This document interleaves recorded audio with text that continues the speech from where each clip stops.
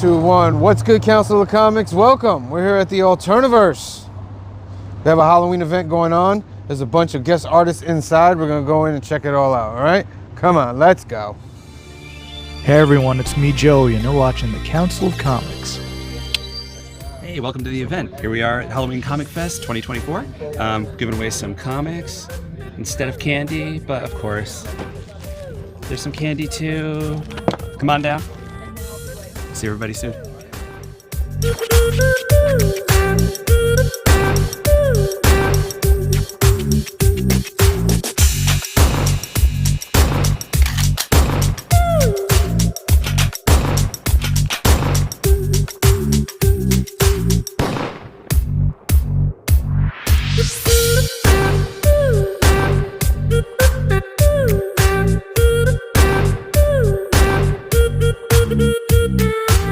Hey there, Council of Comics.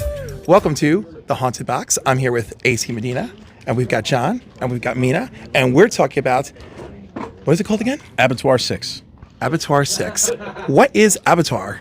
I'll let Mina take this one. What's Abattoir 6? Oh, okay. Abattoir 6 is a story that takes place in the post-apocalypse when the remaining humans are all the livestock of the remaining vampires, because unfortunately the death of a lot of human beings is a major food shortage for them.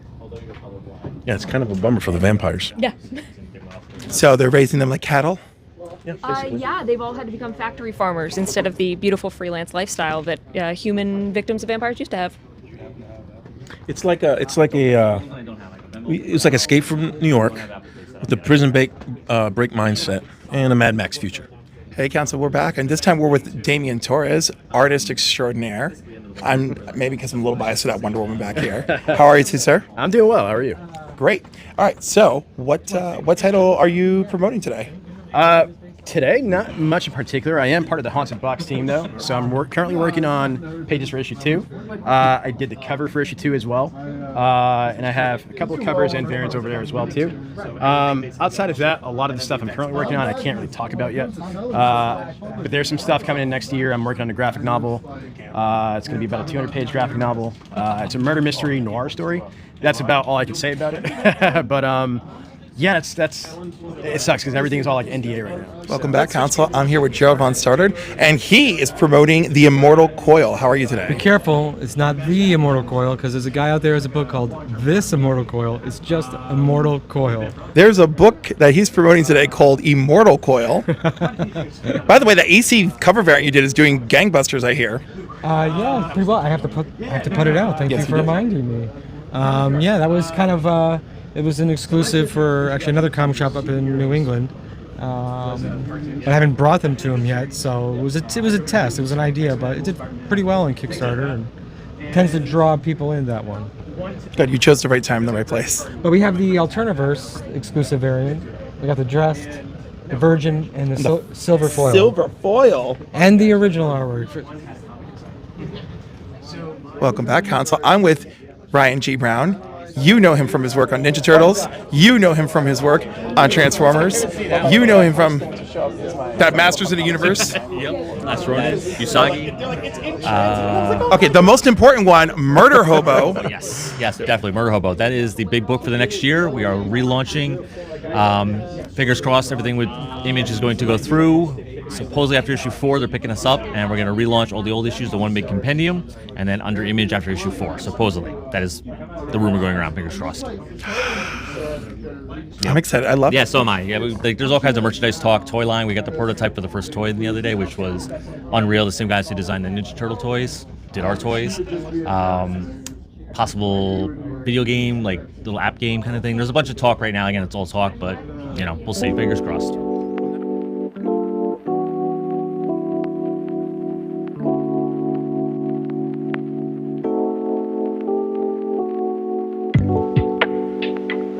I see you have a blank cover too. I love that. Sketch covers, yep. Got some sketch covers. Christian Dabari did a variant for me. Oh, wow. My regular cover. So we had, I think in total there were 8 covers. That's amazing. Christian is such a horror he's fanatic. He's one of my favorites. He's one of the best. Yeah. Have you seen his Swamp Thing? Yes, but have you seen my Swamp Thing? I will. Oh my goodness! If Christian was watching, we're gonna do a Swamp Thing draw off. You know, people dance off. We're gonna do a draw. Can you make it more complicated? Can it be a Swamp Thing, Man Thing draw off? As like an amalgamation of both characters, or it's just one giant swamp where they're fighting. Really is an amalgamation of Swamp Thing already, really. So that'd be a hard one. We have to find a different character. One is the Spirit of the Green. The other is a Nexus creature. You two could make that really hot. Yeah, we could. Yeah. I'm actually doing a short anthology Swamp Thing story very soon. Good. And how are you inspired to bring this to life? Well, with Avatar 6, we wanted to explore what kind of horrors come after the biggest horror, which is the end of the world. Finding out that the whole time this peaceful living you had was under the ruthless control of vampires is only the first twist in our story. And I like to think that carries over through our characters and how they react to this world. And Avatar 6 is filled with twists, it's filled with horror, but most of all, it's filled with vampires.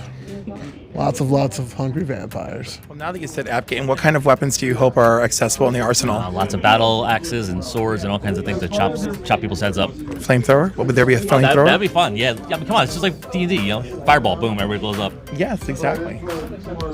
I'm hoping for the flamethrower. Yes, exactly. All right, so what are you promoting today? I'm just kind of here just to hang out today. Nothing really big to promote. I mean, Murder Hobo always Transformer cover I bought because this is like kind of the big drop for the last couple days because that is like the hottest book that's out there right now is the Transformer book. Got some original art here, got some sketches. But, also, The Moon is following us? Oh, yes. Yeah. If anybody hasn't read that book yet, holy shit, get off your ass to read that book. That thing is unreal. Like, I can't wait. I was so psyched to be part of issue 1 on that. And I love that cover. Thank you. I wasn't 100% sure on it. They wanted to do a Star Wars homage, and I was like, homages again, but I love the way it came out, and the book has been selling like crazy. What has been your artistic inspiration for the Haunted Box?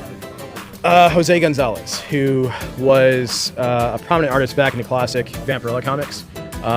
He did, I think he started from issue 2 and onwards. He did a long run on Vampirella. And a lot of those like classic EC horror comics, but a lot of the Warren stuff from Vampirella, Tales from the Crypt, things like that I've been looking at a lot to try to emulate some of the lines they had, the use of ink, the use of ink wash, even the use of pencil and tones with their pages. And you can kind of see some of that with the pages here. But yeah, that's what I'm going for with those, for the Haunted Box in particular. So like, I still try to retain the style that I go for normally, but I'm emulating the kind of lines and the line weights and more use of pen rather than brush for those kind of pages.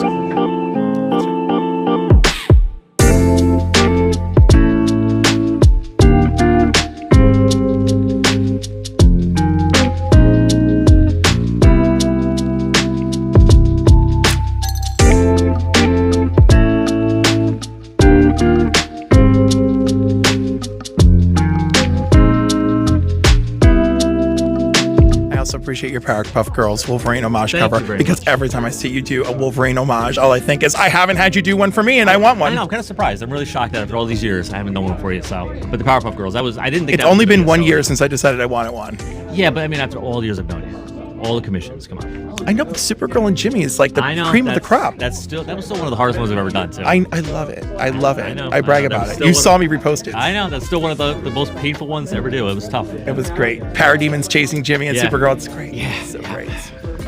All right. Of course, I have multiples of your Ninja Turtles now. I would assume so at this point. I mean, there's so many I've kind of lost track, but yeah, I would assume that you got most of them.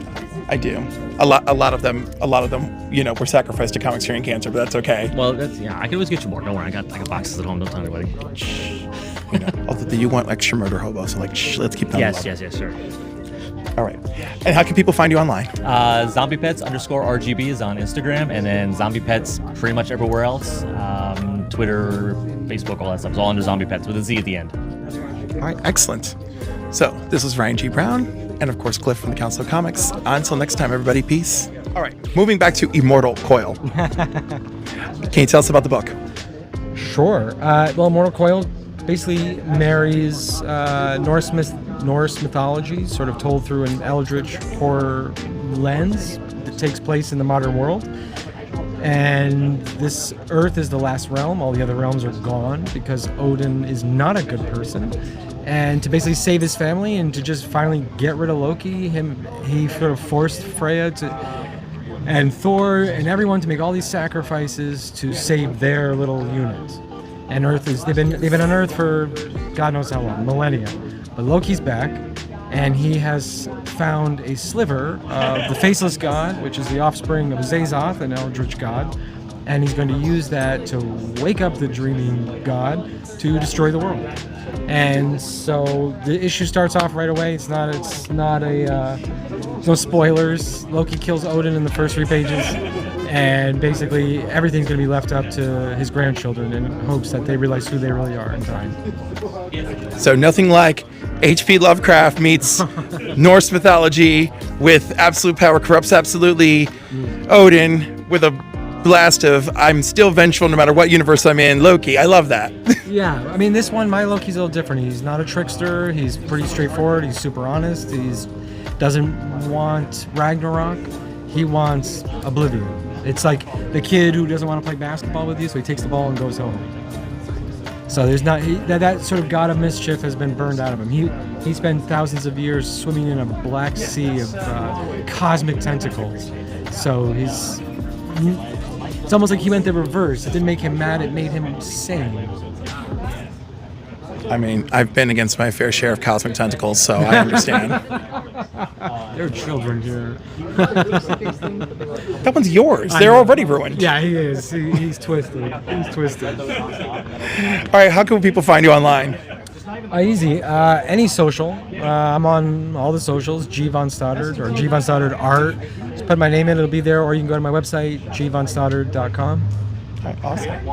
And make sure that you are subscribed to Kicking It with K-Pop over on YouTube, because she will be covering his next Kickstarter soon. So be on the lookout for that. Make sure your notifications are on. And as usual, make sure you're subscribed to the council.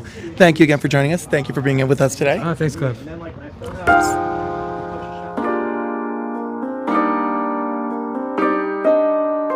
You mentioned EC Comics and the old school horror. Did you have any other old school horror influences like The Witching Hour or, House of Madness, or that one with the bride who gets trapped inside? She becomes the narrator that I can't remember the name of. Sure. A lot of that I'm kind of learning as I go along, especially since I believe EC is like making a comeback, isn't it? Yes. Yeah.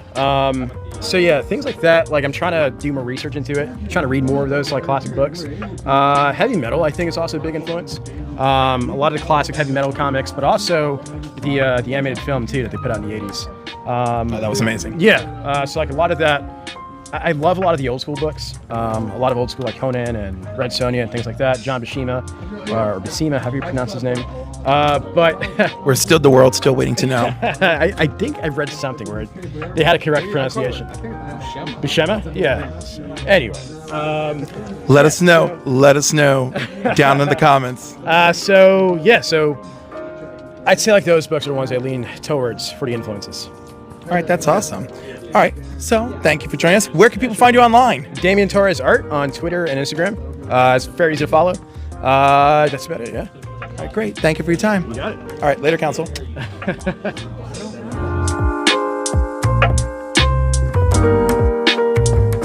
And the name abattoir means what? So an abattoir is like the killing floor of a slaughterhouse. Sounds gruesome and violent. I'm interested. If you're picturing that in your head, I just want to point out, first of all, we got a lovely cover by Tristan Elwell, just a gorgeous cover. We're going to have 2 covers. One is by Tristan. The other one is going to be by the interior artist Anna Weischek. This right here is a preview of Abattoir 6. You can see that the vampires are definitely not the conventional vampires. Lots of gore and lots of gorgeous art here in this book. This is a preview. We're also offering it against the Haunted Box Early Bird Edition. I recognize that cover. Yep, that's a Steve DeSorio cover, Steve DeSorio special, who's a frequent face around here at Alterniverse. You can really help us out by going to backerkit.com and looking up Abattoir 6. There's only one B in Abattoir, but there's 2 T's, if that helps you out. Look up Abattoir 6, and we're not asking you to back anything at this time. Just sign up to be reminded about when we actually launch. So we want to get as many followers as possible before we launch, because we want this to be a big, big project. And by big project, does that mean there's going to be a big box as an option to get when you back it? Yes, Iron Age always has something special when it comes to rewards. We did a really cool box insert for the Haunted Box, and we'll do a nice slipcase option for Abattoir 6 as well. My God, sounds awesome. Is there anything else anyone wants to share before we are out? All right, are we going to see you at IACon? Yeah, we'll be at IACon. We'll have a big booth. Wonderful. So we'll see you November 23rd. November 23rd. First, Oh, where can we find you online? I'm at A_C_Medina everywhere. That's Instagram, Twitter, Blue Sky, all that stuff. Blue Sky, fancy. John? You can find me at Iron Age Comics at all the social media. That's like Golden Age Comics, but Iron Age Comics. And Mina? You can find me at Mina Elwell, which is MINAELWELL, anywhere, and I'm an infrequent poster. Aren't we all? All right. Thank you again, Council. Until next time. Bye.